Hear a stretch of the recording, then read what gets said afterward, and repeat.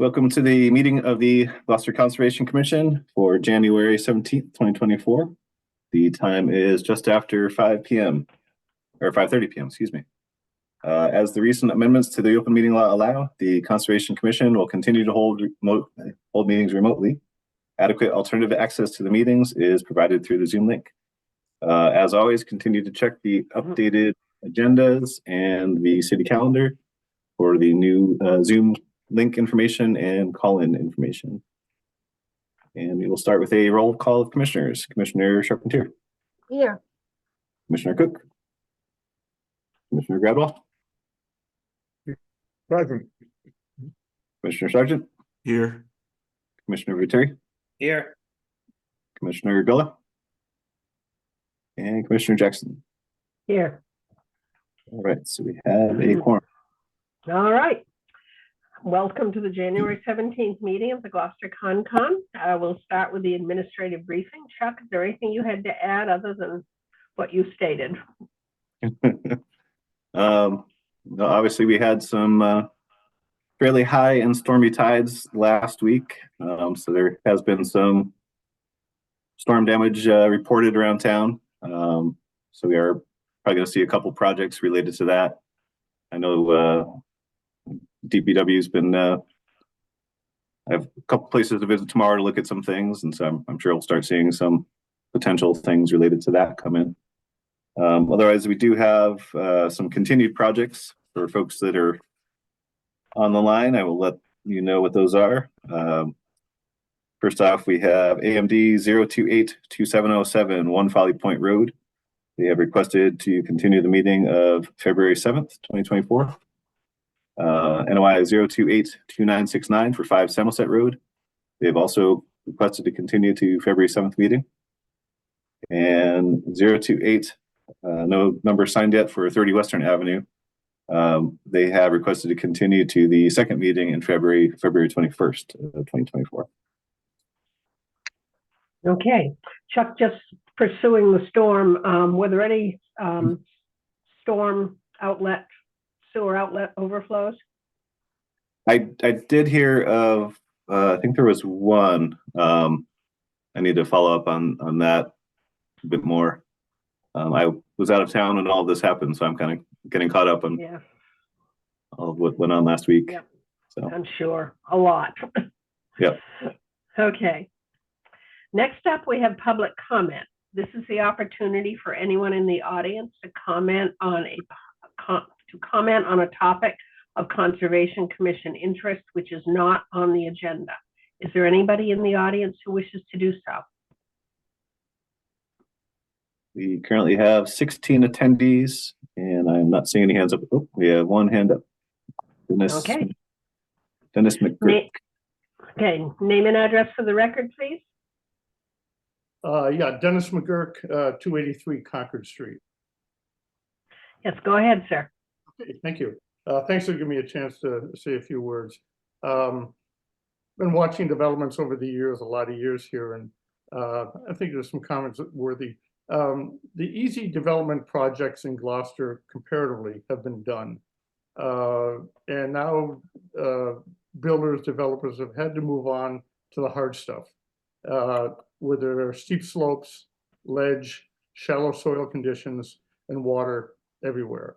And the economics of it now can justify it based on the cost of land and the demand. And that defines West Gloucester.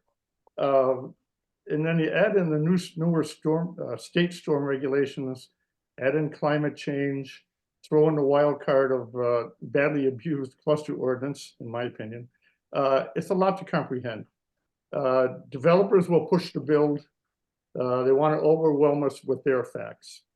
They are counting on you, the Board of Health, and the Planning Board not to understand it all, and you can't. They're counting on you not to hire experts. They're counting on you to agree with them. They're counting on abutters not to have the means to fight. And that is problematic. There's a pattern, and it has to change. So to illustrate that and why I come to that concept, we as a group, in West Gloucester, there are a number of us who are active in fighting some of the development that didn't seem to be congruous with the neighborhood. We spent 5 years fighting an ill-conceived cluster project on Bree Street. Ultimately, we had to take our battle to the DEP. It was our fight, our time, and our money, not the city's. And during that time, 3 septic plans were submitted to the Board of Health by the developer, and they all failed. More recently, another plan was sent out from the developers by the Board of the Health to an independent third party for review. And the results were shocking. The report was returned with 94 deficiencies. 94 deficiencies. Normally, you might see a handful of them. And to me, that just spoke volumes. On the other hand, the GCC 5 years ago reviewed this cluster, the same cluster, the stormwater plan. You'll probably recall, some of you recall it. And you elected not to send it out for expert review. The plan was approved. We feel it's a big mistake. It's not likely it ever would have passed an independent review. The developer and his attorney were not expecting that any of the boards to actually read or understand these submissions. That's the only conclusion I can come to if somebody submits something that has 94 deficiencies in it. They weren't expecting anybody to read it. And that's the problem. So going forward, how can we be assured that this won't happen again? This experience may have jaded me a little bit, but it's also taught me some lessons. We really need to be aware of highly complex issues in the very sensitive areas. The projects are complicated, and it's impossible for you and your counterparts in the city to be the experts. Now we have Upper Banjo, Magnolia Ave, and others coming at us very quickly. We're very concerned about that. West Gloucester, we feel, is under attack. Some of these projects are a stretch of common sense and regulations. They're a danger to the fragile environment surrounding it, and they should have further scrutiny. Wetlands protection is your mission, and stormwater is, I guess, the key to that, as I understand it. And the bottom line is that there's complex topography and complex regulations. You're going to wind up with complex projects. I'm asking, please look for outside help. Go to third parties. Our environment, our environments, and our neighborhoods are in your hands. Again, we need your help. Thank you very much. Thank you. We hear your concerns, Mr. McGurk. Okay, is there anyone else who wishes to comment?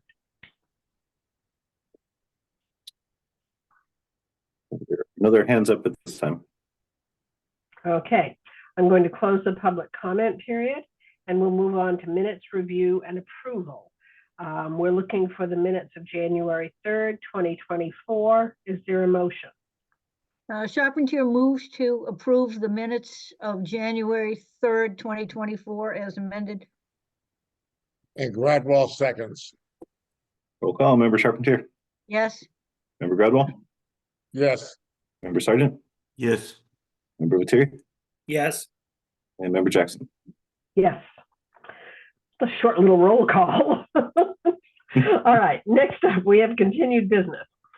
First up is NOI 0282968 at 22 Raven Lane, Laurie Watson and Sue Dolan of Hawthorne Point Condo Association. Repairs to an existing retaining wall and buffer zone to coastal resource area and land subject to coastal storm flowage, represented by Laurie Watson and Sue Dolan. This hearing was previously continued to March 6, 2024. Next up, we have Amendment 0282707 at 1 Folly Point Road, Barry Goldman and Margaret Franklin, an amendment to reconfigure the footprint of the structure in riverfront area, extension of order of conditions for 0282707, represented by Joel Favaza, Seaside Legal Solutions, PC. And there has been a request to continue this to February 7th, 2024. Do I hear such a motion? Is this the one that we... Hang on, is this the one we've already approved the extension? Yes. Yes. Okay, all right, so we really just need to continue the amendment. Okay, go ahead, Linda, I'm sorry. Yeah, Charpentier moves to continue amendment 0282707 at 1 Folly Point Road to the commission meeting of February 7th. And Gradwell seconds. Roll call. Member Charpentier. Yes. Member Gradwell. yes, Member Sergeant, Yes. Member Terry, Yes. and Member Jackson. Yes. Next up, we have NOI 0282976 at 171 and 281 Rear Magnolia Avenue. How Mag LLC for construction of a 26-unit residential subdivision in riverfront area and buffer zone to bordering vegetated wetland, represented by Evan Gavendran of DeRosa Environmental Consulting, Inc. Do we have a representative? I don't see Evan, but I'm promoting Mike DeRosa to panelist. Okay. Looks like we have David Kelly as well. Oh, there's Evan.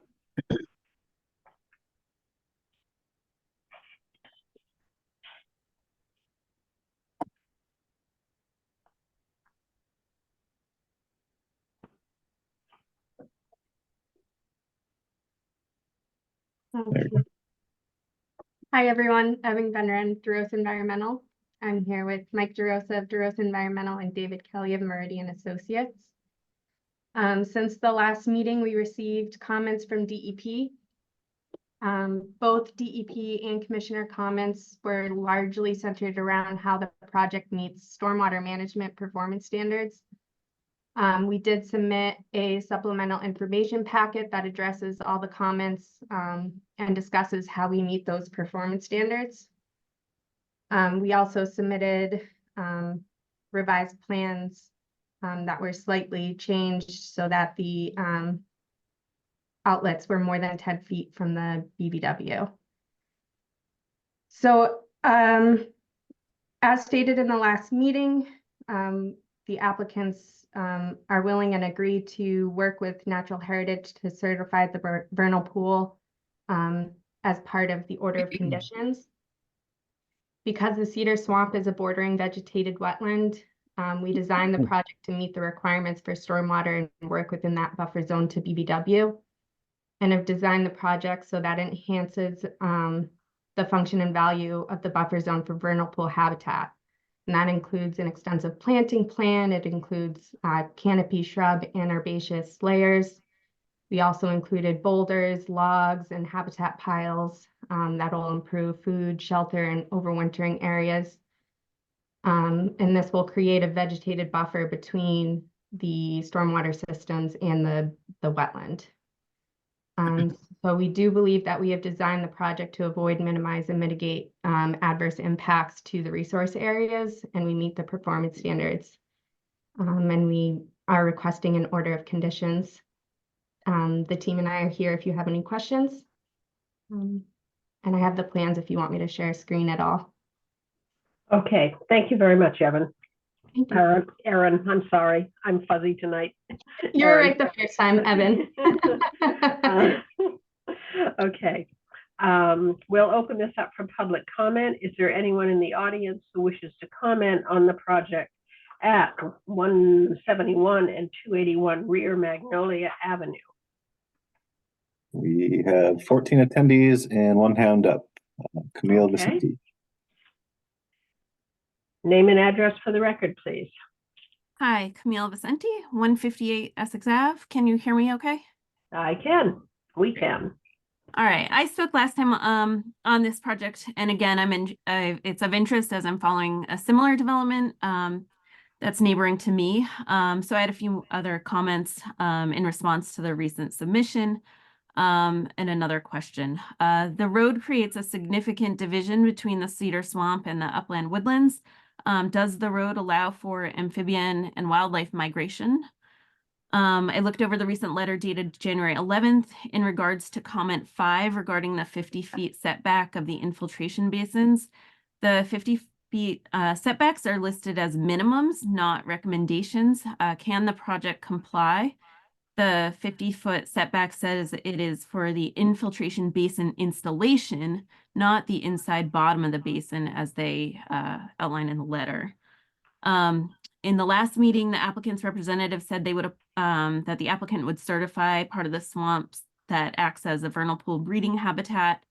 In this recent letter, they note that the bordering vegetated wetlands is not yet certified, so the project is in compliance.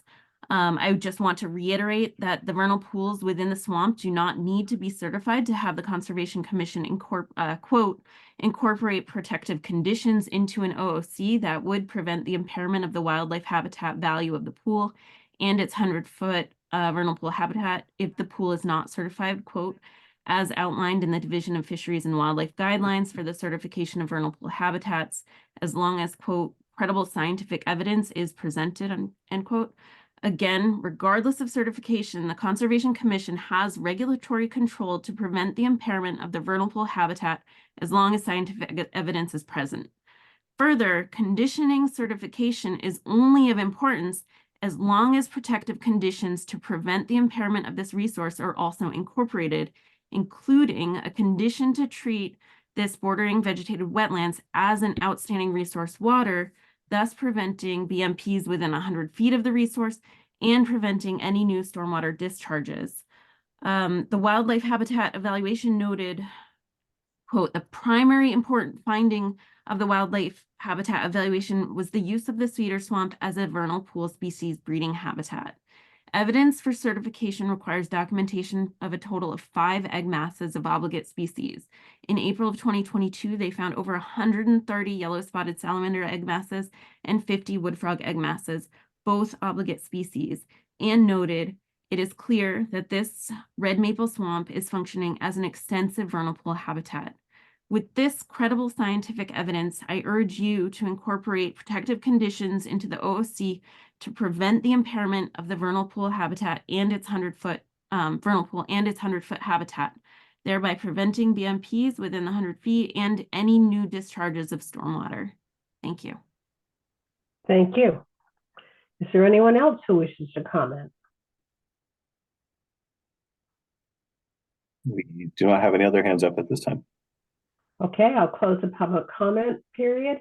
We'll move on to commissioner comments, and I would like commissioners to consider, first of all, I don't think we voted on the alternatives analysis here, which technically we should do first, but I'd like to find out, I'd like to get a sense of whether commissioners feel that they need further information for that. Secondly, I would like commissioners to consider whether they agree with the applicant's assertion that they have met all of the DEP standards. So saying, let's move on with that. Member Charpentier. I think I would like to hear what the applicant has to say in response to Ms. Vincenti's comments, particularly about the distance from the swamp, maintaining that. Redwall. Okay. Right at this time. I'm sorry, what was that, Barry? No comment at this time. Okay. Member Sargent. I'm happy, with the alternative analysis, the way it is, and I'd be willing to vote on that. And I'm pretty much okay with the stormwater system. That there could be some more tweaking of that, in my opinion. And if need be, I'll follow up on that. But I think this is Commissioner Vitteri's, wheelhouse. Thank you for agreeing to the prohibition of using pesticides, herbicides, and rock salts. That the quality of the stormwater is as important as the distance. And as these are solubles, they would pass the BMPs and easily get into the resource area, which is very critical. There should be a condition that the vernal pools be officially certified as soon as possible for their better protection. Given that habitat enhancement is an important component of this project, I would like an extended monitoring period for the mortality of vegetation from a period of 3 to maybe 5 years. Lastly, any dewatering must be adequately treated before it being discharged. Thank you. Here. I am okay also with the alternatives analysis and ready to vote on it. I remain concerned about compliance with Stormwater Standard 6 and the 100-foot buffer zone from the vernal pool for the stormwater BMPs.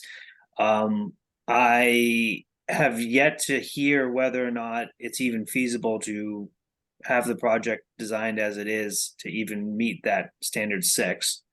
So I'd like to hear more about that.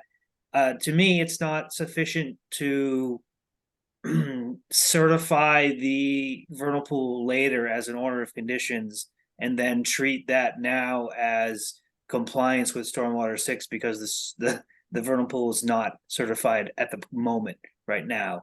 That's not a serious consideration for me or serious option. To me, the way I think about it is at the time of completion of the work, if you're seeking a certificate of compliance, you're going to have stormwater BMPs as designed be within 100 feet of a certified vernal pool at the time. So you will not be able to get a certificate of compliance in that regard. So I don't think it's an option to, treat it as in compliance now pending a certification of the vernal pool. Jackson. I think we can vote on the alternatives analysis at this time, and I share some of the same concerns as other commissioners. Before we go to the applicant's responses, Chuck, what about your input? Yeah, I guess, I also have, since the beginning, found it kind of strange that, if you're talking about the vernal pool or the swamp as essentially being a vernal pool as evidence for it not being a river, so it wouldn't have the riverfront area, but then not treating it as a vernal pool when it comes to appropriate setbacks. That aside, even if it wasn't a vernal pool, just having the base, the bottom of the infiltration basin at 50 feet, when there's water in there, I assume it's going to be closer than 50 feet. So the functional portion of the infiltration pond is probably going to be closer than 50 feet. And that's also going to be at the time when, the vernal pool is going to be active. So I do have concerns, about the effects of whether, whatever pollutants from the roadway and whatever is used on that road for de-icing and that sort of thing. Eventually that's going to be going into that wetland. I don't think we've actually heard what is being proposed for the alternative to road salt as well. So I guess I'd be curious to hear more about that. And I do agree with the, if they are going to be certifying that vernal pool, there should be something in the order of conditions that kind of forces that to happen. An order of conditions basically allows something to happen. It doesn't actually, hold them to it. So I think it needs to be written in a way that maybe they have to get it certified before they can do certain portions of the project, so that it puts the impetus on them to do that, if that is going to be a condition. Okay. I also, Chuck. I guess go ahead. last thing was just the again, we're completely defoliating and removing pretty much the entire buffer zone throughout this area, building some 30% grade basins right up to the edge. And the BMP being proposed is a very small wattle. I've seen those things fail in much less of a construction site. Seems like a pretty tight corridor to be asking that little BMP to be doing what it's going to do, and potentially need to do. So. Okay. All right. Thank you very much. Okay, why don't we hear from the applicants, and then we can vote on the alternatives analysis, and then we can decide our direction. Would the applicants like to respond to the concerns expressed by the commissioners and the agent?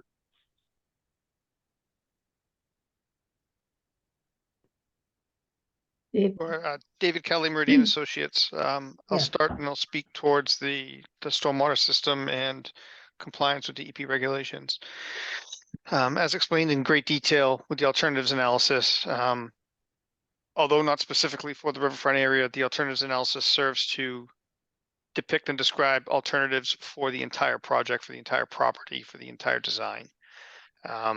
It needs to be noted that with various other designs which could be utilized that may shift some of these stormwater devices, X number of feet away from the BVW, the amount of earthwork, the total amount of disturbance, and the total impact to the overall project, the overall property needs to be considered.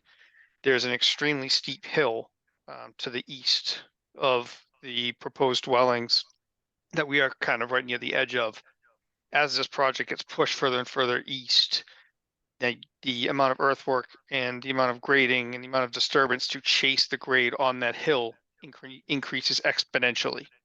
And now you've taken what is a development in a tight, neat, confined area, and you are now spreading it out over numerous acres across a hillside, which is presently vegetated, contains wildlife, and is also within the natural heritage endangered species territory.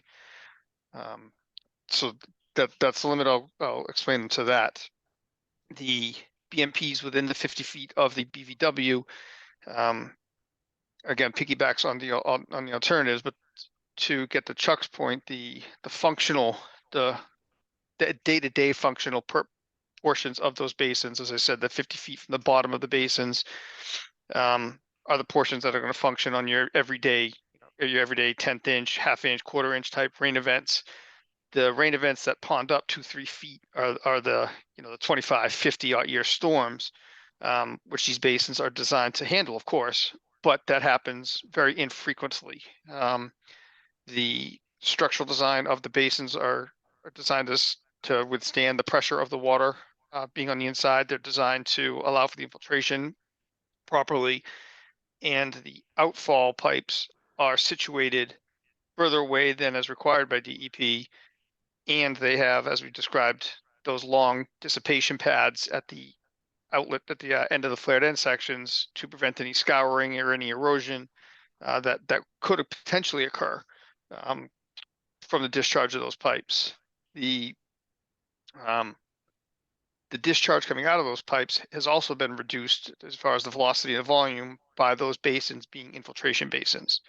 If those were more of a standard detention style basin where infiltration wasn't occurring, then every drop of water that went into it would be coming out of that flared end section and out of that outlet pipe, which would be a lot more water than is presently coming out. As designed, we have reduced the volume and the rate of runoff discharging from those basins into the resource area. So anything that's coming out would be at a slower rate than is presently entering the resource area coming down the hill, and would be at a lesser volume.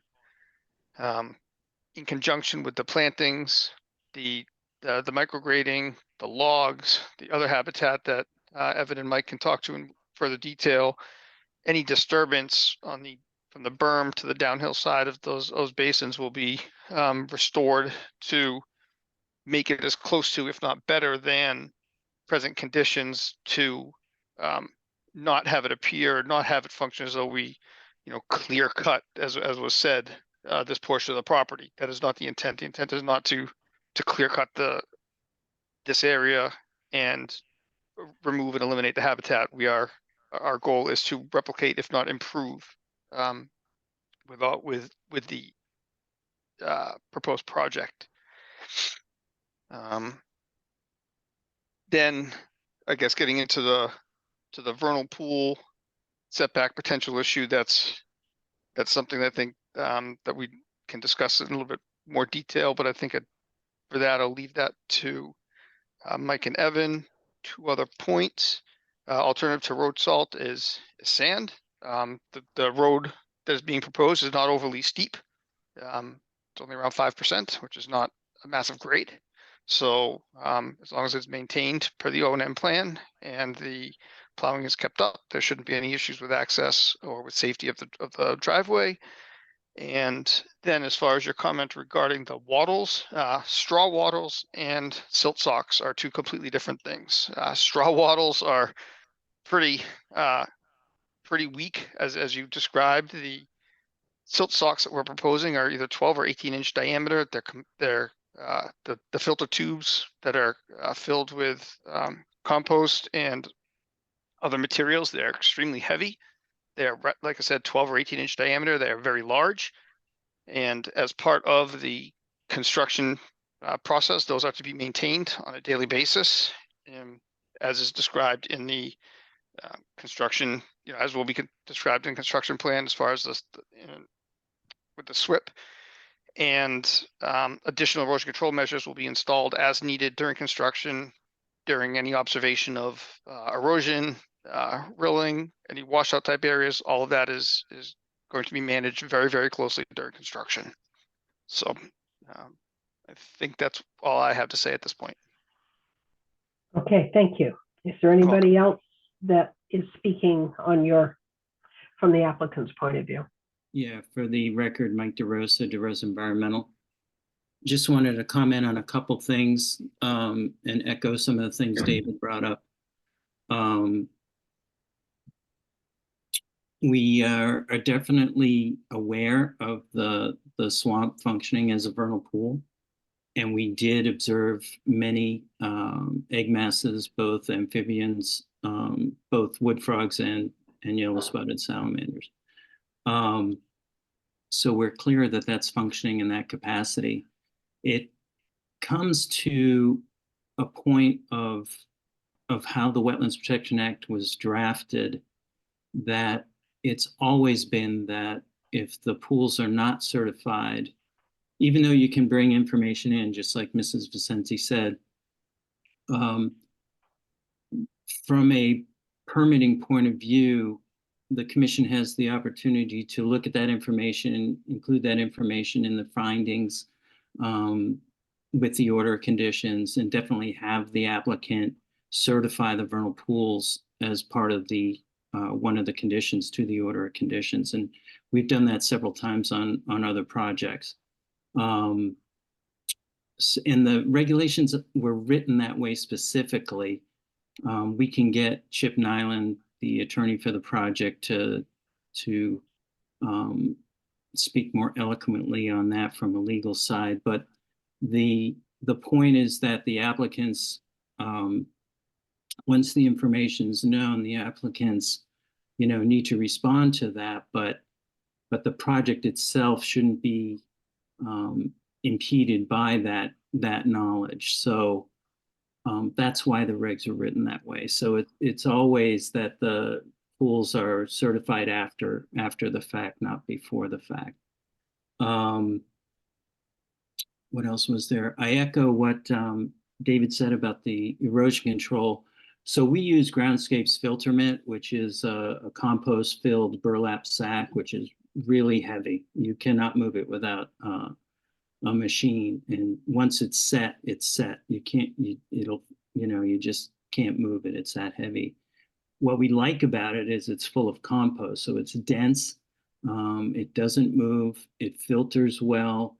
And then as the project progresses, it can be replaced, but it becomes part of the soil structure. So it actually augments that soil structure. The concept and why we came in with such an extensive restoration plan in that first section of upland, buffer zone upland from the swamp, was exactly to protect and enhance really the function and value of that area for the migrating amphibians to the vernal pools.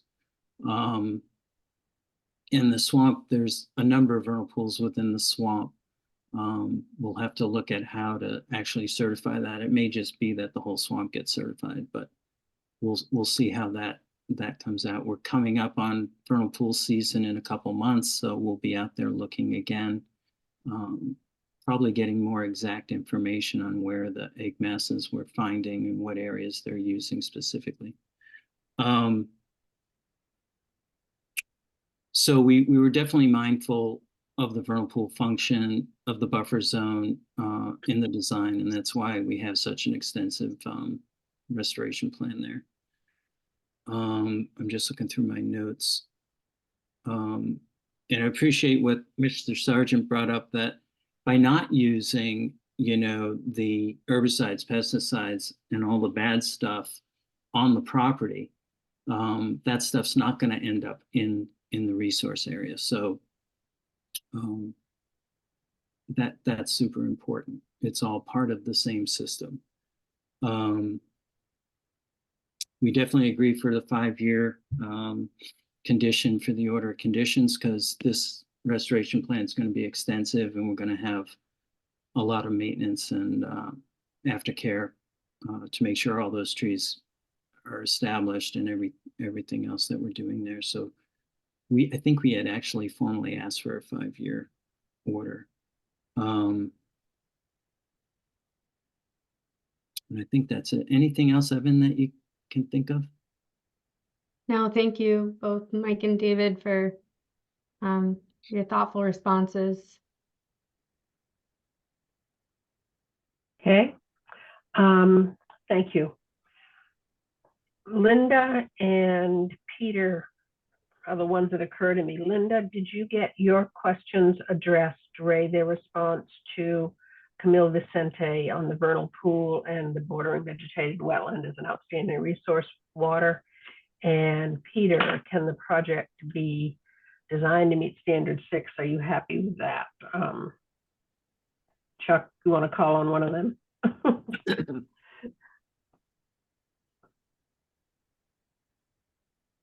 You're muted, Chuck.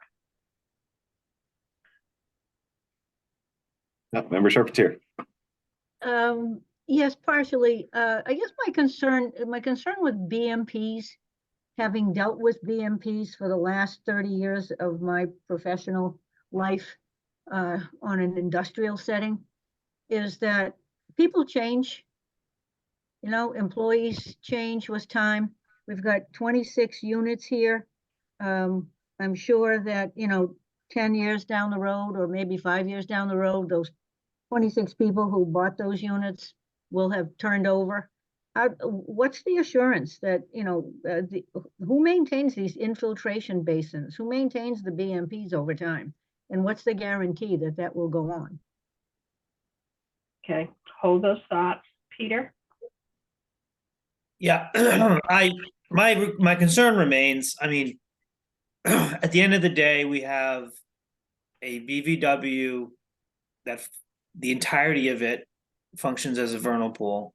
It may not be certified as such right now, and what I'm hearing is that the practice is, or I don't even know what the how to even describe that, the intent of the regulations. I mean, I guess I would like to see, you know, if your attorney has something that discusses that, I'd like to see what that is. I'd like to know if we are bound by that, or if it remains in our discretion to treat the BVW that functions as a vernal pool in the same manner we would treat a certified vernal pool.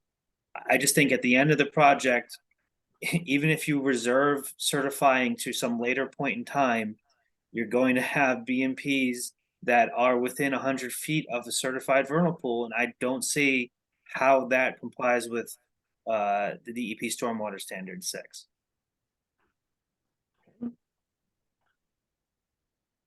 Okay, thank you. Was there anybody's questions that I forgot? Anybody else's that didn't get answered?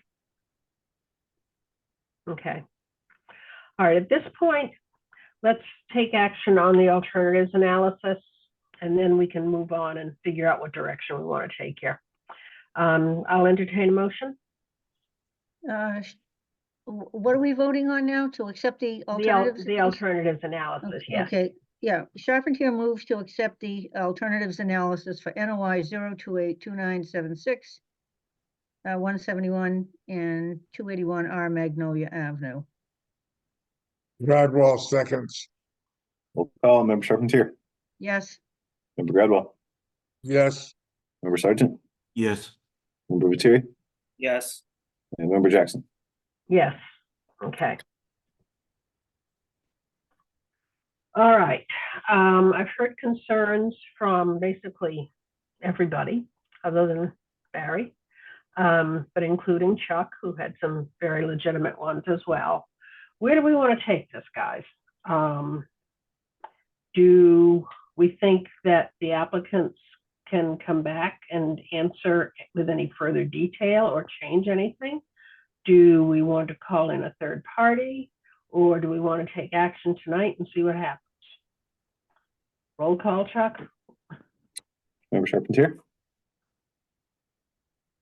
What are we voting on? We're not voting on anything. We're just getting a poll whether we, whether there are answers, whether we need further information to answer some of the questions, and do we think that the applicants need more time to provide that? And if so, in what areas? Whether we need to consider a third-party reviewer, or whether we don't feel we don't need any more information, or not. Yeah. Well, I think we have that outstanding issue about this vernal pool and certification, so I don't think we're ready to vote on this. I think we need more information on that. Well, I do think one of Chuck's suggestions was to require that the vernal pool be certified before there be any work of any kind within a certain boundary of it. And that's something, that's one way we could address that. But he had several other concerns as well, such as the defoliating and removing buffer with the 30% grade right up to the edge of the BVW. And I guess that was and the bottom of the infiltration basins being 50 feet, which means that the rest of the infiltration basin is not 50 feet, it's less than that. Okay. Continue the roll call, Chuck. Member Gridwell? I don't see that we're gonna make any great gains in pushing it down the lane. Either it meets the standards that we expect or it doesn't. Okay. Member Sargent? I'm wondering if a condition, and this may be, you know, up to Chip Nyland to figure, if there could be a condition that in the chain of title that O&Ms are current before property could be changed hands, and that O&M reports be sent on a regular basis to the Conservation Commission to make sure that would happen. I'm wondering if that would happen. As to how we proceed from here, I'm okay with any three of those alternatives. Okay. Member Patir? I just get on the O&M question. I assume there's a homeowners association that's going to be managing it. That would be my assumption, but I'd like to hear the response to that. On how to proceed, I haven't heard anything about how they're going to comply with that stormwater standard once this vernal pool gets certified. That seems to be a material difference in just a normal BVW versus a BVW with a vernal pool that's an outstanding resource water. You know, the standard is the standard. If you don't meet the standard, I can't vote for the project. If you can't demonstrate that you can redesign the stormwater BMPs to comply with that standard, or point to some, you know, something in the stormwater standards that allows you to place a BMP in the 100 feet of an outstanding resource water with some other sort of mitigation or something, you know, again, if you don't meet that standard, if you don't meet that, then I don't know how, at least I can vote for the project. So I don't know what a third party reviewer would tell us about that. If there's some legal memorandum that you want to submit that ties our hands in how we vote, you know, I would review it, but it seems like this is a matter in our discretion, and we interpret it. We're entitled to interpret it how we think is reasonable. So, you know, I don't know where we go going forward. Member Jackson? I think other people have expressed my concerns very well. Would the applicant like to make a response?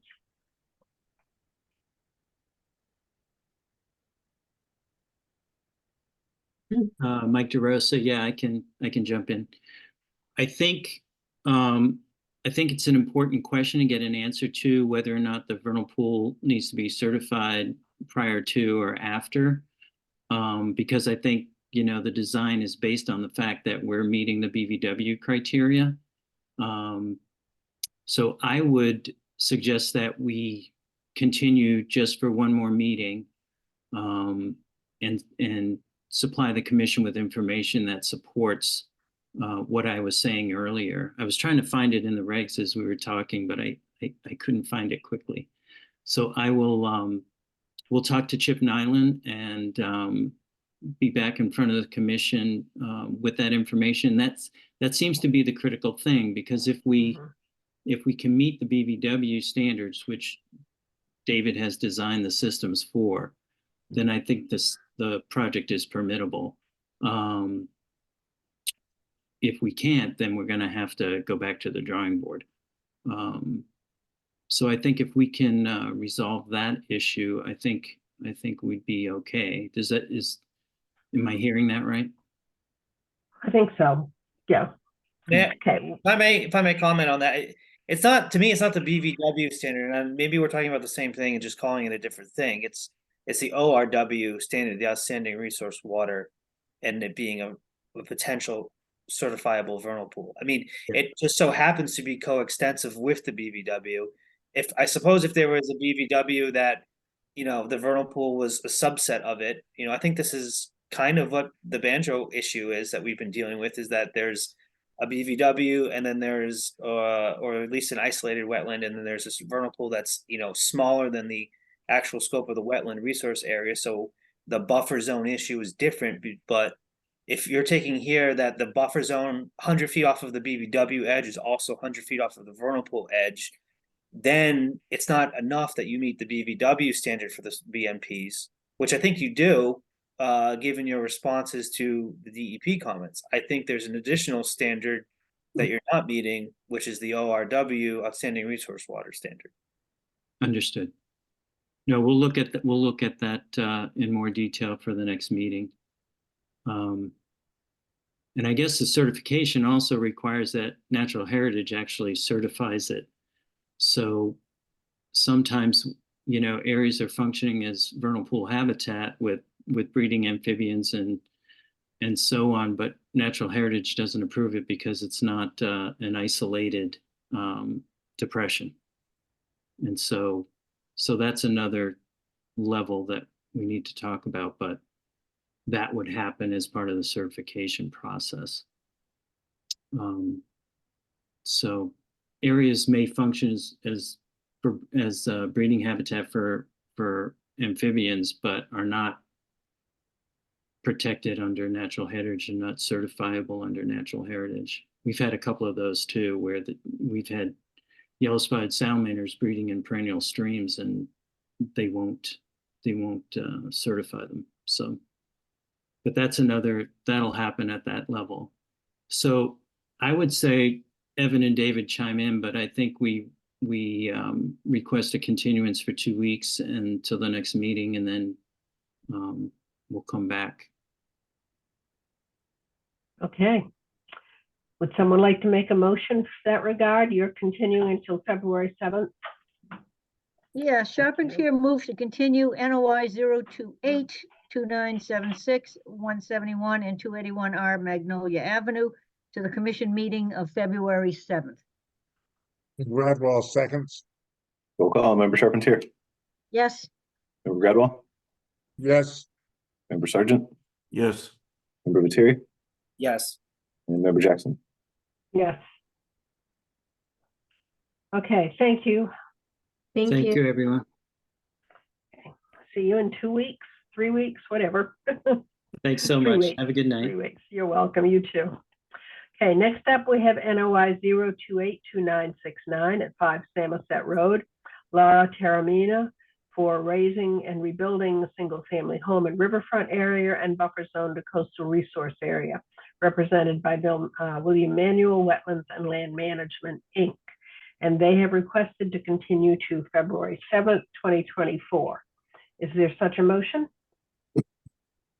This is Samoset, right?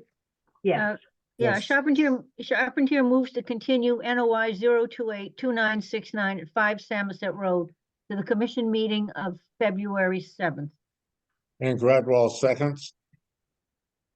Roll call, Member Charpentier, Yes, Member Gradwell, Yes, Member Sargent, Yes, Member Lettieri, Yes, and Member Jackson. yes. Next up, we have NOI 0282950 at 160, 158 rear and 154A Essex Avenue, Upper Banjo Pond LLC, for construction of a road, utilities, drainage, and dam reconstruction, installation of a dock and float in buffer zone to BBW, land under a water body and inland bank, represented by Joel Favaza of Seaside Legal Solutions, PC. Good evening. For the record, Joel Favaza, Seaside Legal Solutions, 123 Main Street, here on behalf of the applicant. I'm just here to provide a really quick update and then request a continuance to the next meeting so we can get you the rest of what was requested. In the interim, since our last meeting, we have reached out to the DPW director. We've also reached out to local plowing contractor to discuss the requested condition about a no salt condition for the roadway. We're trying to get some information from them, so we're in process there. My intention is to have a presentation at the next meeting by a local contractor on some of the alternatives that are available and you know, the pros and their cons. The second thing we have done is we have reached out to let me say this correctly.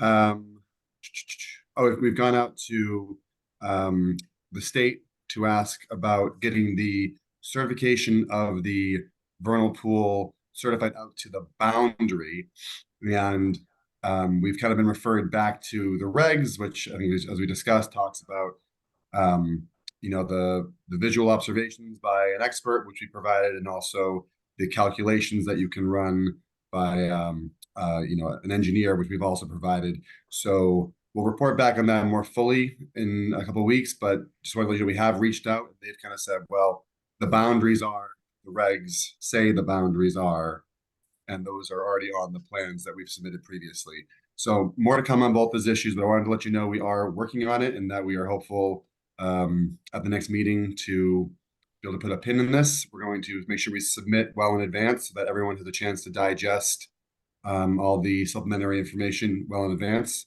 I see Mr. Sargent shaking his head because I know he's going to read every bit of it, so I'll make sure he has plenty of time for it. And that's it. I'll get out of your hair tonight. Thank you very much. We're going to open this up for public comment. Is there anyone in the audience who wishes to comment on the project at 160, 158 rear and 154A Essex Avenue? 14 attendees and one hand up. Camille Vicente. Okay, name and address for the record, please. all right, again, Camille Vicente, 158 Essex Ave. Can you hear me okay? Yes, we can. Great. I just wanted to reiterate, excuse me, my support for a third-party evaluation, not only on the border of the vernal pool, as it is clear it has been misrepresented, and it should be to the extent of the isolated wetlands, but of the project as a whole, ensuring that it follows all of wetland protection regulations. I will continue to argue that an updated stormwater report should be resubmitted, since the report was originally filed before the vernal pool was certified, and it has BMPs not to, but near, and those are the conditions, near or to the outstanding resource waters. Standard 6 should be met, and that includes a habitat evaluation. In redesigning the stormwater flow, BMP 3 would divert water away from the vernal pool, which, yes, in theory is great, but all of that stormwater would not be going into the vernal pool, but will redirecting all of that runoff cause an alteration to the vernal pool. Using logic, I would say, yes, if you're developing half of the vernal pool's watershed as seen in map D, and then redirecting all of that runoff away from the vernal pool, it will absolutely alter the water levels. But I'm not a specialist, so it is valid to question whether BMPs in the watershed to the CVP will alter the vernal pool habitat. In Stormwater Handbook Volume 3, it gives a clear example under the section, evaluate where recharge is directed. noting that if runoff from one watershed is redirected to another watershed, that, quote, evaluation is necessary to determine if redirecting the runoff will cause an alteration to the vernal pool, end quote. An updated stormwater report and habitat evaluation can verify the BMPs will have no adverse effect on this certified vernal pool. However, at current, their stormwater report does not document compliance with the Massachusetts 401 water quality certification regulations. And then in further support of your concern for rock salt use, Standard 6 also outlines the importance of a pollution prevention program, including minimizing the de-icing agents, managing snow, and incorporating designs that allow for shutdown in the event of emergency spill. The applicant deems rock salt use necessary because of the steepness of the roads, yet the only legal access to the development is twice the grade mandated by the subdivision rules of regulations. While that is clearly a planning board issue, they are also interrelated when safety is at stake at the expense of the wetland habitats, where a road proposes to go some 20 feet from a pond, and then a huge part of the project is upland from a certified vernal pool. I continue to ask for certification from the Division of Fisheries and Wildlife before the BMPs can be placed, and then resubmission of the stormwater report so the habitat evaluation analyzes the effect that these BMPs have on the certified vernal pool.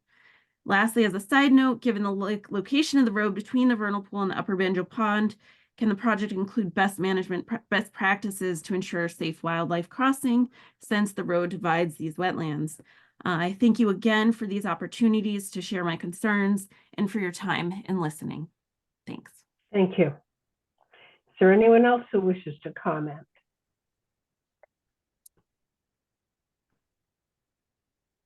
No other hands up this time. Okay, I'll close the public comment period. Commissioner comments, just a roll call, although it looks like we're headed for a continuation. Member Charpentier? I'd like to consider that other expert opinion. I'm thinking about Mr. McCurk and what he said, and Ms. Vincenti here. I think there are a lot of questions that still need to be answered. Member Gradwell? There's definitely a lot of questions to answer. Do we want to consider an outside vendor, outside consultant? I think that we should give that some serious thought. Member Sargent? No comment. Member Lettieri? I would be in favor of third-party review for the elevation question of the vernal pool. Member Jackson? I also have questions about the vernal pool and the establishment of the boundaries of it. And it would sound to me like that would be a good third-party application.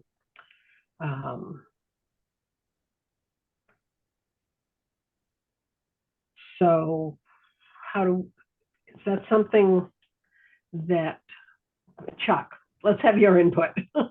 I'll postpone things for a bit. Yeah, no, I agree that the vernal pool boundary does need to be revisited. Natural Heritage, considers the vernal pool boundary and the isolated land subject to flooding boundary to be one and the same.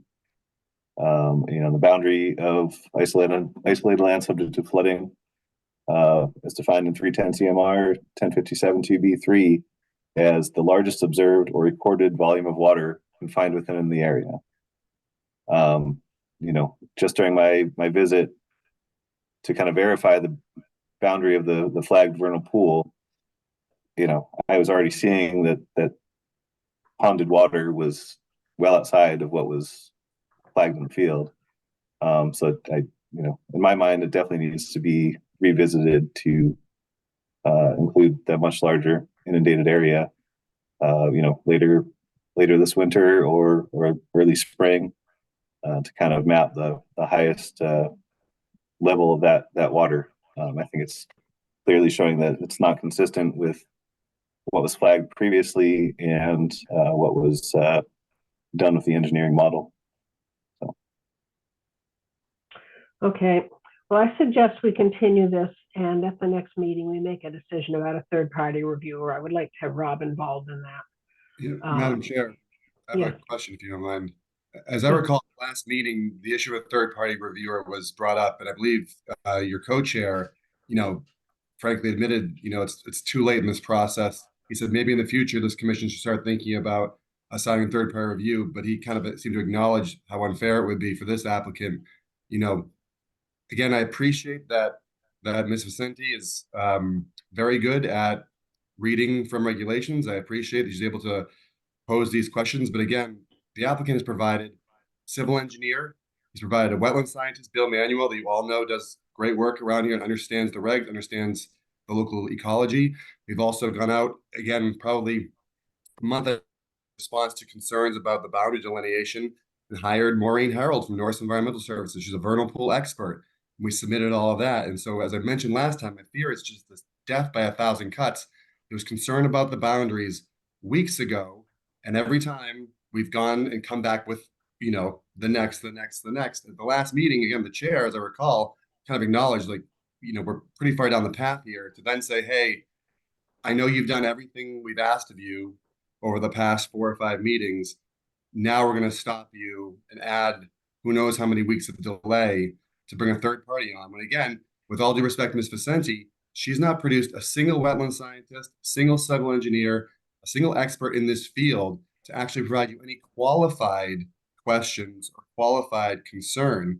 And those experts who are qualified, that my client has spent a considerable amount of money and time working with, have all come out and said, listen, the boundary, is as follows per the observation of the expert. Boundary is as follows per the calculations. And you'll see they're pretty darn tight, except in the southeast corner, which is, again, the opposite side from where the BMP we're discussing goes. So obviously this, we're looking to get to a yes here. I'm not trying to be argumentative with the commission, but this is really becoming, a Groundhog Day of I come here and say, hey, good news. We've either got the update or working on the update for exactly what you asked for. And you say, that's great. Now I want this. And then we come back and you say, okay, that's great. Now I want this. And so as I kind of requested last time, if it's going to be this, I would really love for the commission, maybe not this meeting, maybe the next meeting, to go, okay, here is the definitive list of everything else we think we need. And when you check these boxes, we agree we have the information we need to make a decision. Because obviously we'd like to get this over the finish line. And I think if you will go back over the meeting minutes and your notes, you will find that when we say, and now there's this, it's exactly the same thing as we said in the previous meeting. We have been 100% concerned about the boundaries of this vernal pool from day one.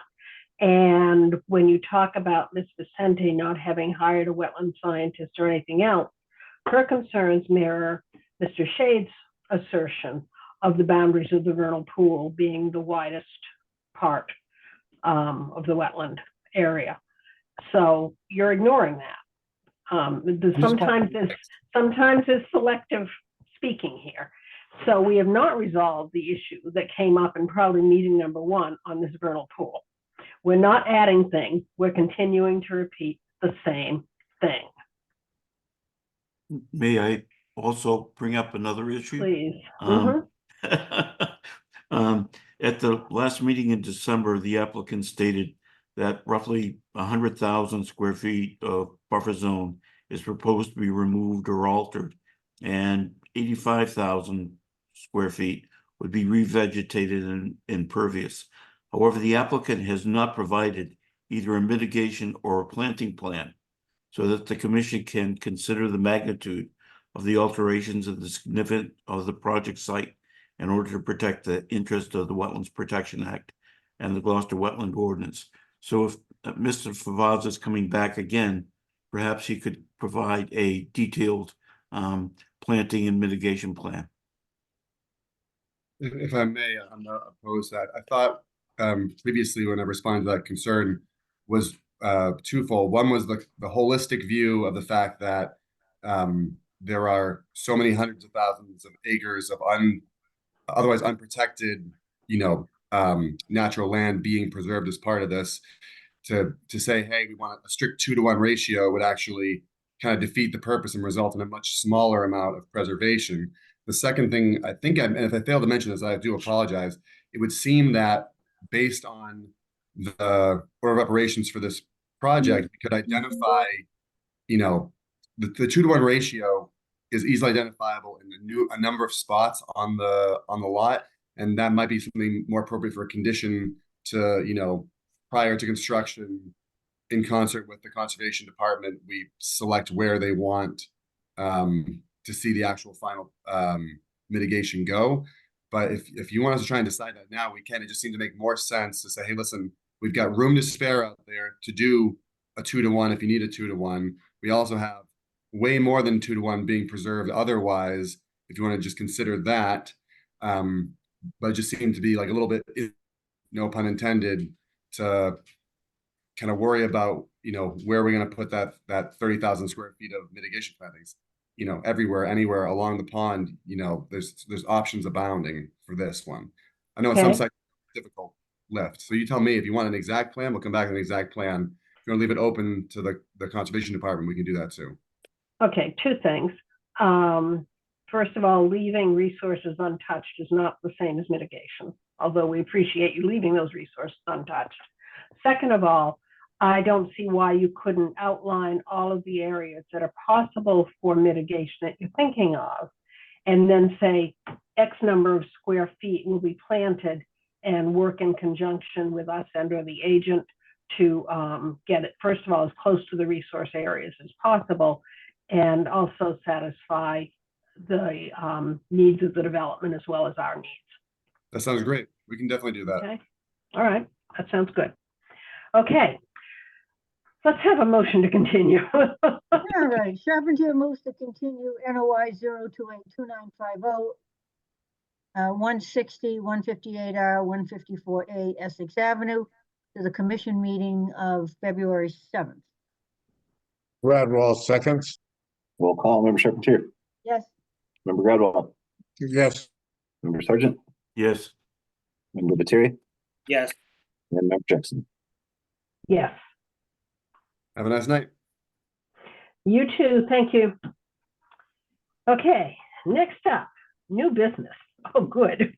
RDA 1798, Crafts Road, Biskie Head Point, Rust Island Road, Ye Old County Road, Causeway Street, and Thompson Street. Michael Hale for installation of a replacement water main in land subject to coastal storm flowage and buffer zone to salt marsh and bordering vegetated wetlands, represented by William Ross, New England Civil Engineering. Before, do we have to do what 30 Western Ave? It's just. Oh, I'm sorry, you're right. Hold on, Crafts Road, etc. Thank you, Peter. NOI 028, unassigned DEP number 30 Western Avenue, Joseph Talty for repairs to existing seawall and coastal bank, represented by Kevin Talty, has requested to continue to the meeting of February 21st, 2024. Charpentier moves to continue NOI 028, unassigned DEP number 30 Western Ave to the commission meeting of February 21st. and Gradwell seconds. Roll call, Member Charpentier, Yes, Member Gradwell, Yeah. Member Sargent, Yes. Member Lettieri, Yes. and Member Jackson. Yes. Okay, to move on with RDA 1798 for Crafts Road, Biskie Head Point, Rust Island Road, Yale County Road, Causeway Street, and Thompson Street. Do we have an applicant? Name and address for the record, sir. Hi, William Ross, New England Civil Engineering out of Salem, Massachusetts. We are working with the city of Gloucester, DPW, specifically Mike Hale, on replacing some water mains throughout various parts of the city. And there are going to be a number of water mains replaced over the next few years, but this is the current project, as you see here. The project involves new water mains on Thompson Street, a portion of Causeway Street, Rust Island Road, Yield County Road, Crafts Road, and Biskie Head Point. In total, this is about 7,000 linear feet of roadway. The reason this has become a project is that with the exception of Causeway Street, all of the water mains on these streets are undersized and too shallow. So some of them are only 2-inch water mains serving a number of homes where there's no fire protection. And others have that same problem, as well as being so shallow they need to be turned off in the winter. So they're summer water lines. So the project will entail removing and replacing these water mains with deep water mains, as we call summer water mains are shallow, deep water mains are year round. Replacing them within the paved surface of the roadway, installing 8-inch water mains throughout the highlighted areas that you see here, as well as new fire hydrants at approximate distances of 500 feet. That is the spacing recommended by convention and the fire department.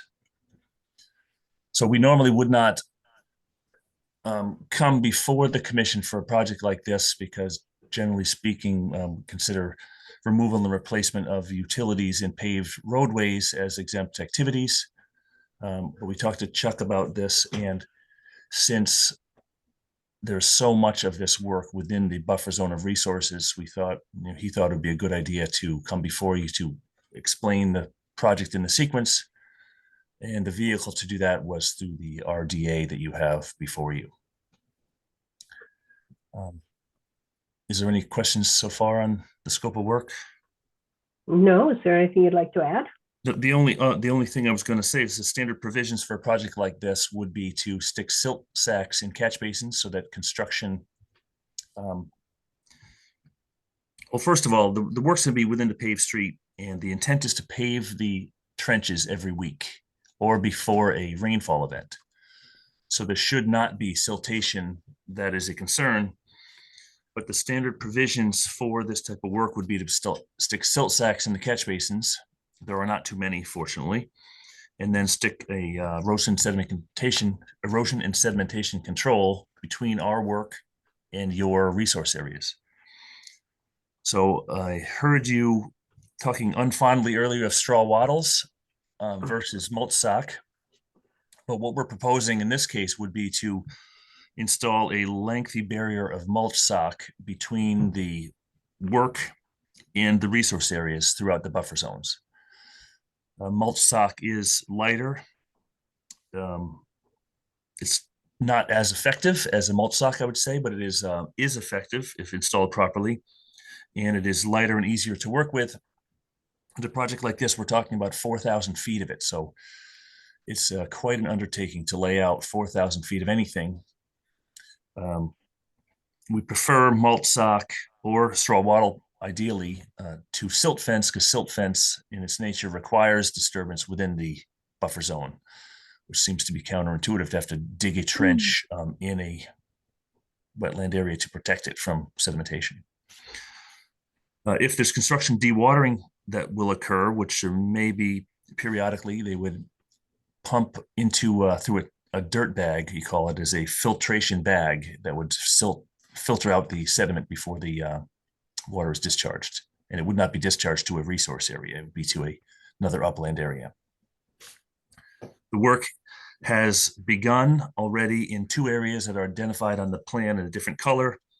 It started today, cutting in valves for Thompson Street.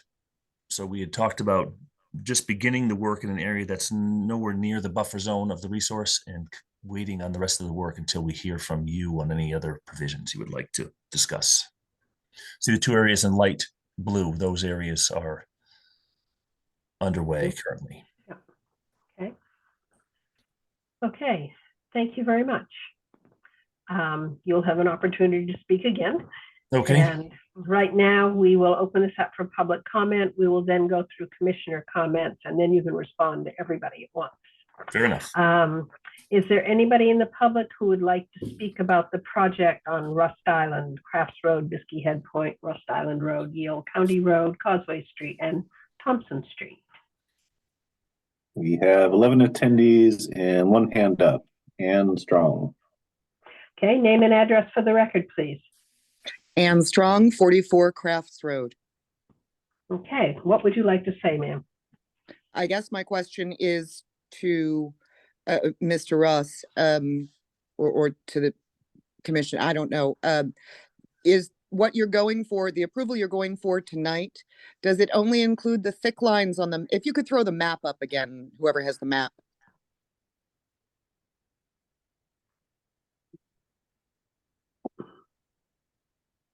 Thank you. Is what you're going for here tonight the approval only for the thick lines in royal blue and what is that, a turquoise?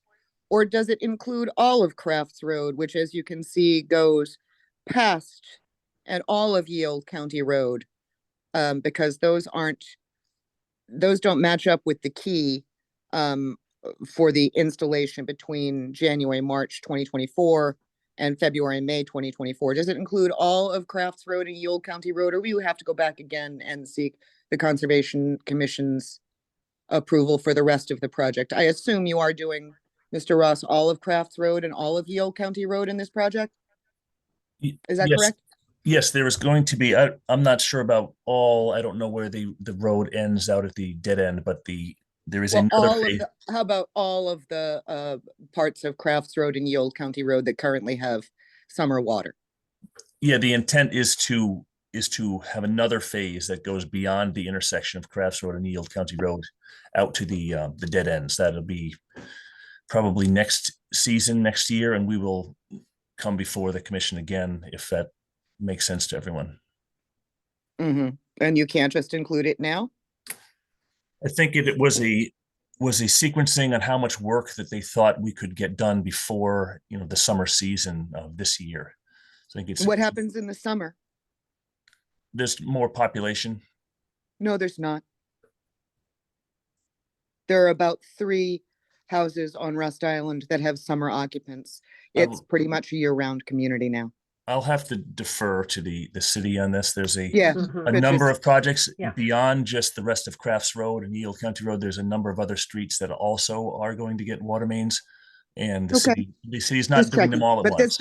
this doesn't include all of Crafts Road. You're gonna have to come back, and all of Yule County Road, you're gonna have to come back before the commission again? Correct, if the commission feels that we should, based on the outcome of this meeting. Okay, terrific. Yes. Thank you very much. Appreciate it. Thank you. And we can only act on what is presented before us on the project proposal. So we look forward to seeing the Understood. rest of it. Yeah, okay. Thanks. Is there anyone else in the public who wishes to comment? There are no other hands up this time. Okay, in that case, I'll close the public comment period. We'll move on to commissioner comments. Member Charpentier. Yeah, I was listening about those silt socks that are being put into the catch basins. Is that correct? Yes, silt sacks, And those are called, yeah. Silt sacks. In another position that I have, I saw a situation where similar construction was being done, and the party that was doing the work neglected to take those silt sacks out, and that resulted in flooding in the area and destroyed in that particular location an auto dealership. So there's a huge legal action going on. So I would like to see something in the O&M plan that makes sure that these sacks are taken out of any catch basins that they're put into. I mean, obviously there are no auto dealerships in this area, but there are homes and There actually are. wetlands and other things that could likewise be flooded. There actually are some auto dealerships on Causeway that would be suffering from the same risk, but our intent would be to remove them as soon as construction has passed those locations. If that's okay with your commission, once we have passed by an area and paved it, we could remove the silt sacks permanently. We are facing another unique challenge because it's winter work, and silt sacks are designed with handles that hang out of the catch basins to allow men to remove them and clean them, but that is not suitable for snow plowing. So I think we're going to be faced with wanting to remove the silt sacks before any plowable snow occurs as well, or they will be destroyed. Mm-hmm. Yeah, I'm just cautioning about human nature and human, failings, and having some kind of a plan to ensure that what goes in then comes out. Yep. That's all I'm saying. Very good. We will take them out before any rainfall event. Thank you. Is there anything else, Linda? No, that's it. Okay. Member Gredwell. No comment at this time. Member Sergeant? I'm wondering if any borings have been done to determine the need for and the extent of blasting, and if those locations might be near or adjacent to wetland resource areas. No, there have not been any borings completed. We do not anticipate blasting, but we do anticipate quite a lot of rock hammering, which is a large hydraulic hammer mounted on a machine, extremely large jackhammer, you'd say. And we are expecting that in a number of areas. We actually didn't do borings in areas because it was obvious the amount of rock that's going to be encountered. It's visible on both sides of the road in some areas. So if you were to do some blasting, would you be notifying the conservation agent? Yes, so if we were to need to do blasting, primarily for efficiency, if the rock turns into be Gloucester granite, which not all of it is, some of the blue granite is hard to hammer apart, we would go through the fire department because that's their purview, and as well as notifying the conservation agent. Member Terry? I would add a condition that all trenches are closed at the completion of work day, just to be consistent with minor activities in 1002 B2I. Other than that, I think every other component that you discussed of the construction process and the area of the work within the existing roadway would qualify as a minor project. So that would satisfy that concern for me. So did you say, when you say closed, do you mean paved or just backfilled? Well, the regulation says closed, so I would say I don't know how we best handle that, but I Because would we would close it with dense grade gravel, which is a non-silt deep material. They would backfill with crushed stone or gravel and maintain it, and then try to pave at least every week or before a precipitation event. Yeah, that would be satisfactory. Something that is not going to be erodible surface that's going to contribute to, and an open trench that would consider some sediment being deposited. And then closing every week or before significant events. That's satisfactory. Yep. Okay. And Member Jackson? I have no additional comments. Chuck, do you have any input? I just want to clarify my concern for the wattles in the previous discussion was more about the size of the slopes that were going to be immediately adjacent to them. So I don't have any concern if it's a silt sock, filter stock, whatever, straw wattle, as long as there's something there for this. I guess, are there any culverts that you'll be crossing with this line? There is a small drain culvert on Yield County Road at the bottom. Okay. And is this going to be going underneath that culvert or above the culvert? Yes, underneath.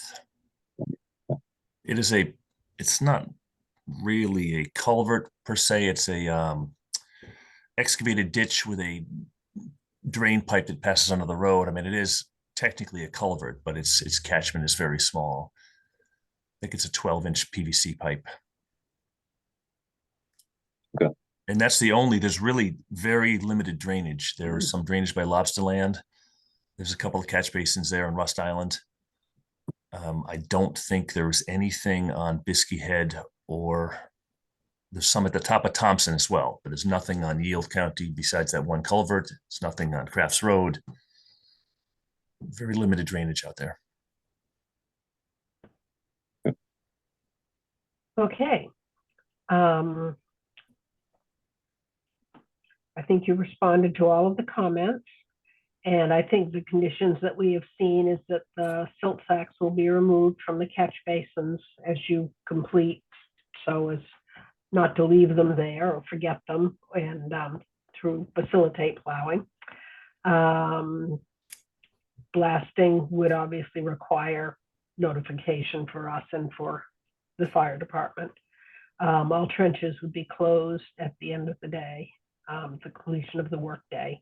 And I think the dense gravel with the paving to be anticipated before precipitation or within a week is fine. Linda, would you like to make a motion? This is an RDA. I'm sorry, can I make one more comment, please? Yeah, of course, of course. The silt sacks is typically what we're looking for, but it is also commonly done to use filter fabric to cut that into the shape appropriate to fit in a catch basin and use that in lieu of silt sacks. And I think for the plow concerns I had mentioned before, I think that might be more suitable here because a silt sack, a filter fabric filter would hold up a lot better than a silt sack with handles that protrude out into the road, if you're okay with Okay. either. If anyone has an objection to that, speak now. Okay, I think you're okay on that. Okay, great.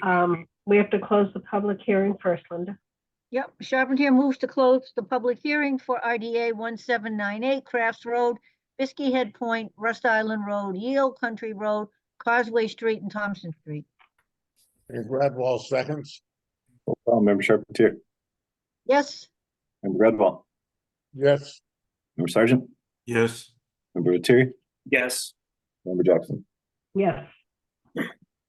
and Charpentier moves for a negative determination for RDA 1798 Craft Road, Biskie Head Point, Rust Island Road, Yale County Road, Causeway Street, and Thompson Street. And Gradwall second. Roll call, Member Charpentier, Yes, Member Gradwall, Yes. Member Sargent, Yes. Member Lettieri, Yes. and Member Jackson. Yes. Okay, sir, you're all set. Terrific. Thank you very much. Thank you. Thank you. And I'll be back again for the next batch of projects. We look forward to seeing you. Okay, great. All right, Have a good night. bye. You too. Okay, next up, we have we have amendment 0282636 at 36 Nashua Avenue. James and Lisa Underwood for an amendment to NOI 0282636 to account for a new addition footprint and reconfigured deck in buffer zone to bordering vegetated wetlands, represented by William Manuel, Wetlands and Land Management, Inc. Good evening. Bill Manuel from Wetlands and Land Management. I'm here to speak about 36 Nashua Avenue. The commission in, I think it was 2019, allowed a project, an addition with a deck. And let me just share my screen and I'll show you what you approved. This is the plan that you approved. I think it was around 2019, and then you did issue a 3-year extension subsequent to that.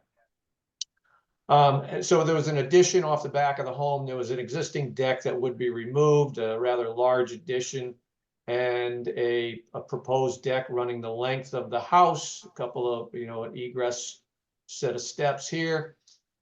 And that was to be constructed, the addition was to be constructed on a full foundation with a concrete slab underneath.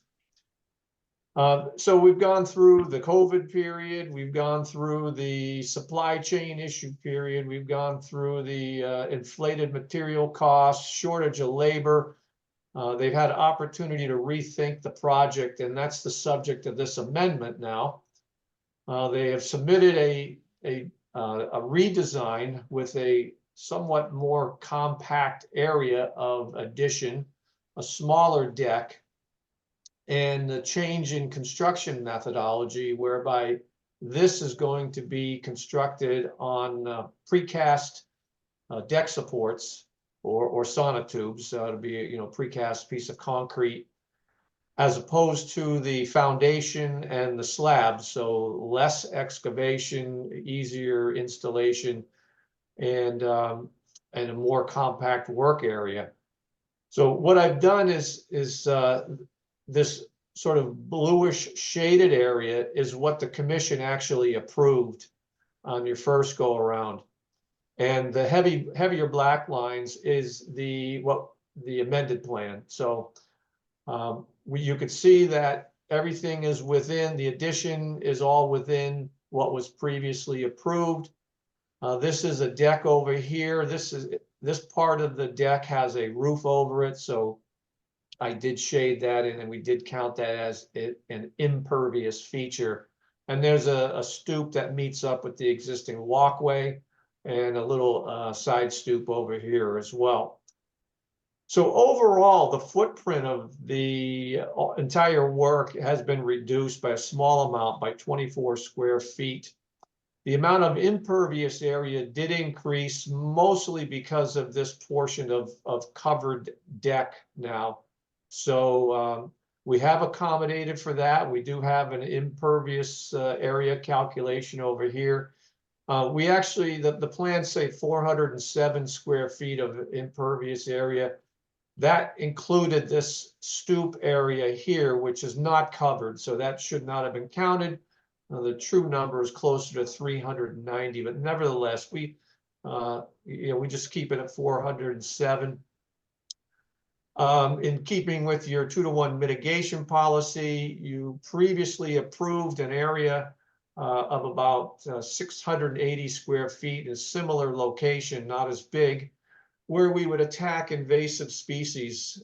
The rest of the property is all wooded, so it didn't, and there's very little lawn area around the home, so it didn't make sense to, normally we look for areas of grass that we can convert to a brushy buffer. We don't have that liberty here, so that's why we went for the invasive species removal in this area. This is what you did approve, and that was 680 square feet. We've enlarged that to this green area. It's 900 square feet. It's better than 2-to-1. So I think that's a better improvement to the site. What you did approve was the closest point was 16 feet off of this corner of the deck to the wetlands. The new reconfiguration pulls it back to 20 feet. It's not huge, but it is an improvement. So the project is appropriate for an amendment because we did get smaller. We are farther away, and we're adding more mitigation than what was previously approved, better than a 2-to-1. So we hope the commission sees fit to issue an amended order. This will memorialize the new footprint and the new construction techniques and make everything go that much smoother at the certificate of compliance phase. Okay, thank you very much. We'll open this up for public comment. Is there anybody in the audience who wishes to comment on the work proposed at 36 Nashua Avenue? We currently have 7 attendees and there are no hands up this time. Okay, I'll close the public comment period. We'll move on to commissioner comments. Member Charpentier, No comments. Member Redwall, There's just one area, 2 areas that appear to be closer. But Bill Manuel says that they are further away than the closest point on the original plan. Am I correct on that? No, shouldn't be. I'll put the plan back up. The original area that you've approved previously is in this blue tint, and I'll zoom in a little bit here. And the proposed is the dark black line. The closest point is right here, and that is 20 feet away. This corner is 22 feet away. So the closest point was 16 of what you approved the last go round.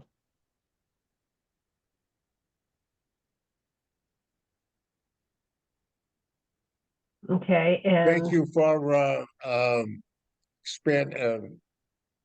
increasing so that I could see the difference on there. Thank you. Yep. okay. Member Sargent, No comment. Member Terry, No comments. Member Jackson. I have no comments. Mr. Manuel, is there anything else you wanted to say? No, I look forward to a vote. Okay. Linda, do you want to close the public hearing? Yeah, Charpentier moves to close the public hearing for AMD 0282636 Nashua Avenue. And Gradwell seconds. Roll call, Member Charpentier, Yes. Member Gradwell, Yes. Member Sargent, Yes. Member Terry, Yes. and Member Jackson. Yes. Charpentier moves to approve AMD 0282636 at 36 Nashua Avenue. And Gradwell seconds, Roll call, Member Charpentier. Yes. Member Gradwell. yes, Member Sergeant.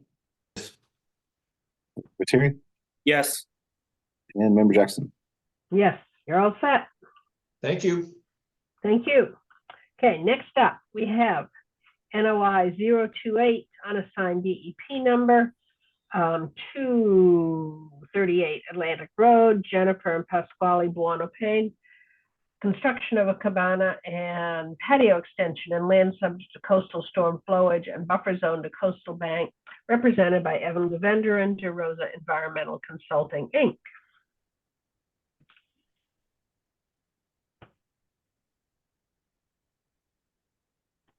And should be promoting. Okay. Okay, thank you. Evan Gavendran, Duros Environmental.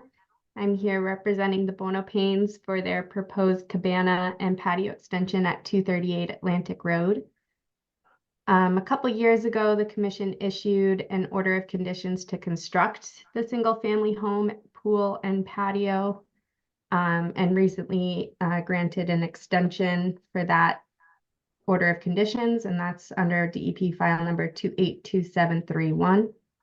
We're back before you with a new notice of intent to construct a patio, a cabana and a patio extension for the cabana at the new single family home. So I will share my screen.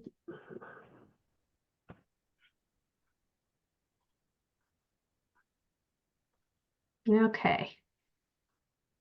So we have this blue line here is the top of Coastal Bank, and the purple line here is the AE flood zone at elevation 29.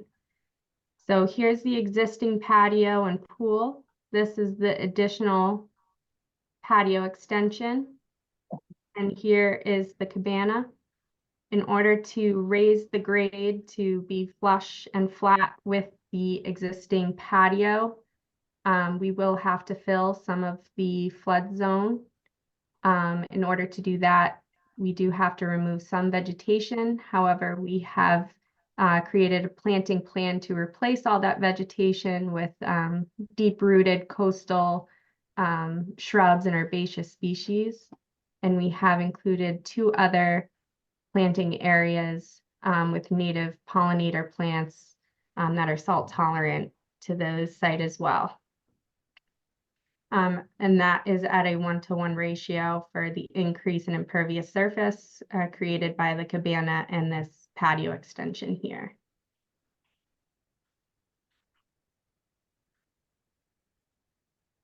Okay. Is there anything else you would like to say before we move on to public comments and commissioner comments?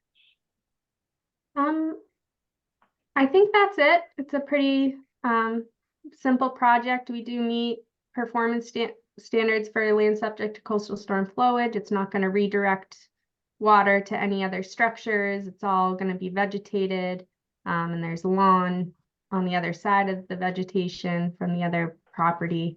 So I'll open it for public and commissioner comments. Okay. Is there anyone in the public who wishes to comment on the project proposed at 238 Atlantic Road? We currently have 4 attendees present and there are no hands up.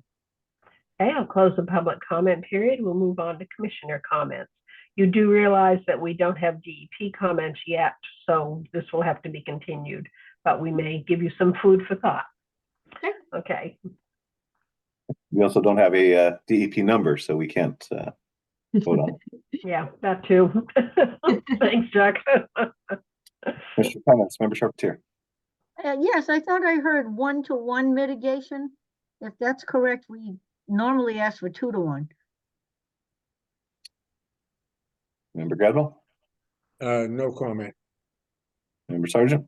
I would agree that, 2-to-1, particularly you're removing existing vegetation as well, and it's a lot that's well over an acre. And I don't see why, 2-to-1 mitigation with salt tolerant native plantings couldn't be fit nicely into that project. Member Lettieri. On the plan, I had a question what that dotted line was that was outlined in yellow or highlighted in yellow. I don't know if you could pull the plan back up. Sure, that's the erosion control line. Is that a temporary silt barrier? So that's a silt sock that's it's already in place actually right now, because they're still doing the construction on the other project. So that would remain in place and intact for. Okay. Mhm. I also have a concern about mitigation. I don't see how it's 1-to-1, maybe it's 1-to-1 for plant removal, but you have an increased impervious area of 2,493 square feet, and you're only proposing 1,610 square feet of mitigation planting. So I see you're even below 1-to-1 on the increased impervious area. So I think you have to be, I think you need a lot more mitigation.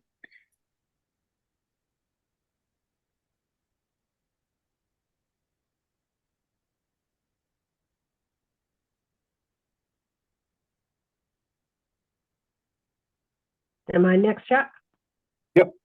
Member Jackson. Okay.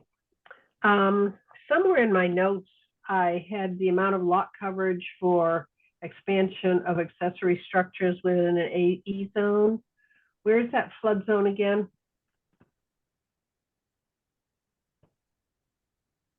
Am I right on that? And that it can't exceed 10% with all structures, can't exceed 10% of the AE zone within the lot? Do we have measurements showing that? And that's all I have. Is this in, given the new floodplain overlay district? Is that the? Yeah, is that in effect yet? No, because they're It just is, doing yes, hearing. yes. It is, okay, That's okay, for, yeah. that's for dwelling units. And this is not to be a dwelling. Is that correct, Evan? This was for 5.5, I have a note, 5.57, and you'll have to forgive me, Erin, I'm a little fuzzy tonight from about 3 hours of sleep. 5.57, movement, alteration, expansion, of accessory structure shall not cause lot coverage of all structures to exceed 10% of the AE zone within the lot. I'm trying to remember where I got that. I didn't notate it. Come on, Chuck, you must know that by heart. I have that section in the NOI. Okay, thank you. Do you have the measurements substantiating that? So I don't have measurements, but there is no other structure within that AE zone, so we don't exceed that 10%. Okay, threshold. okay. All right, thank you. I'll just kind of cross that out on my notes, and I appreciate the clarification. Okay, did you want to respond to the other comments? My response is that I will absolutely take a look at the mitigation plan and try to expand that so that we meet 2-to-1 for increased and impervious surfaces within the buffer zone. Okay, great. Yeah, that certainly seemed to be the key concern. Okay, then unless, Chuck, did you have additional input? Yeah, I think I'm pretty certain that one of DEP's comments is going to be a question about the analysis of the flood paths. You know, given that the neighboring house is going to be very close to where this additional fill is going to be, you know, I feel like there needs to be a bit more of an analysis done of what the current flood path of the water would be and how this additional fill, you know, to show that it won't have an impact on this house that's going to be very close to where that fill is placed. I would suspect that DEP is going to ask for something a bit more than what was provided in my mind.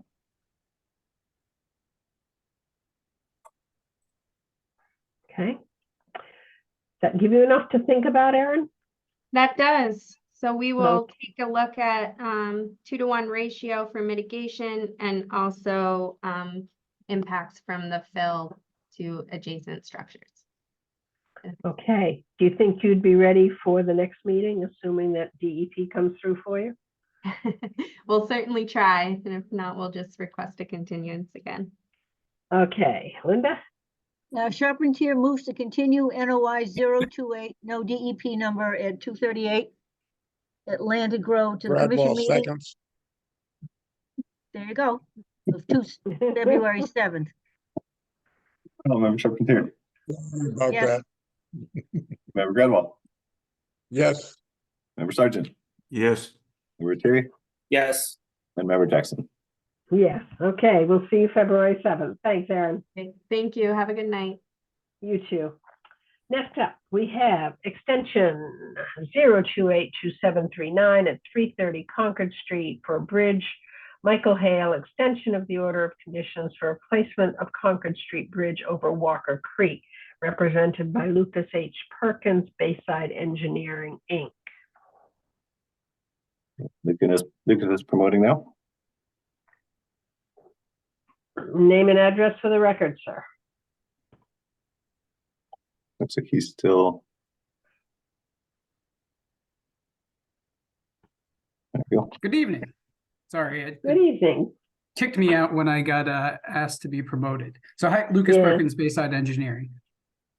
So yes, we're seeking an extension on the order of conditions for the already approved bridge replacement project, which has been delayed first by utility relocation, and now while some permitting issues are cleared up with the Army Corps of Engineers.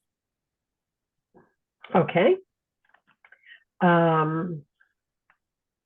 So there are no That's- changes at this point to the project, and we are hoping that we are very close to receiving approval through the PCN process. The project was originally believed to be self-verification eligible. So we're working with the Army Corps of Engineers and the various federal entities to get the project approved and back on track. Okay, good. It's always good to hear. Thank you. I'll open this up for public comment, then we'll open it up for commissioner comments, and you can answer everybody's concerns at once, okay? Okay. Is there anyone in the public who wishes to comment on the work at 330 Concord Street? We have 2 guests remaining and 1 hand up. Dennis McGurk. Okay. Okay. Name and address for the record, please. Dennis McGurk, 283 Concord Street. I've been enjoying this so much I couldn't leave the screen. We noticed that in this periodically when you get a lot of rain and high tides that the Concord Street Bridge floods. You're working on a new bridge now. This past week the bridge was underwater. Are there any plans to, while you're building a new bridge, to raise the level of the bridge? Okay, he's going to answer everybody's concerns at once. Thank Okay. you, Mr. McGurk. Okay. Is there anything else you wanted to say? No, fine, thank you. Okay, all right, thank you. And let's go through commissioner comments. Member Charpentier, Yeah, what is the length of the extension that you're looking for? I sort of missed that. Okay, Member Gradwell, no questions. Member Sargent, I would enthusiastically support the raising of the bridge, but I don't think that's before us at this meeting. Member Terry, No comments. Member Jackson, no comments. Okay, Okay, thank you. So I'll respond first to Mr. McGurk and Member Sargent as well regarding the raising of the bridge profile. Back in the design phase in 2019, 2020, when this project was originally considered, that was obviously looked at as the roadway and bridge are overtopped during severe flooding events, such as the events of the last week. It was found that the project would be significantly more impactful to the salt marsh that is adjacent. In order to raise the whole roadway profile up to a level that the road would not flood, it would require the impact of a significant area of environmental protection. As well as raise the potential for further flooding seaward. So at this point, no, there is no plan to raise the bridge or the roadway profile. The approved project was to replace the bridge essentially in kind, thereby minimizing environmental impacts to the area. In regard to the extension length of Member Charpentier, it is our sincere hope that the project can be completed in one construction season, and that will be this construction season. However, for safety's sake, a 3-year extension at this point is requested. Thank you. Okay, we don't usually do 3 years. Okay. I would consider 2. Would everybody be okay with that? Fine. I'm seeing, yeah, okay. Okay, All right, perfect. Lynn, Yes. okay, Linda, would you like to make such a motion unless there's anybody else who wants to chime in on anything? Oh, we Yes. gotta close the, Oh. go ahead. We gotta close the hearing. Yeah. Yeah, Charpentier moved to close the hearing for extension 0282739 for 330 Concord Street Bridge. Gradwall seconds, Roll call, Member Charpentier, Yes? Member Gradwell, yes, Member Sargent, Yes. Member Lettieri, Yes. and Member Jackson. Yes, And Charpentier moves to approve extension 0282739 at 330 Concord Street for an extension of 2 years. Gradwall seconds, Roll call, Member Charpentier, Yes? Member Gradwell, yes, Member Sargent, Yes. Member Lettieri, Yes. and Member Jackson. yes. You're all set with that, sir, for 2 years. Thank you very much. I appreciate your time, and hopefully the next time we speak about this, I'm requesting a certificate of compliance. Wouldn't that be wonderful? It would indeed. Thank you very much. You're night. welcome. Thank you. Bye. Okay. Chuck, did the culvert people, Atlantic Road, come in at all? They Atlantic plan to Street. submit something prior Atlantic to the next Street. meeting and to be on the next meeting. Yeah. Okay, okay. All right, we'll move on to certificates of compliance. We have our COC 0282786 at 73 Essex Avenue. Chuck? Yes, this is the new gas station and pot shop across from the wastewater treatment plant over on Essex Street. It is completed. It looks good to me. There's going to be a lot of continuing conditions on that one for various stormwater cleanouts and different things like that. But otherwise, the construction looks good to me.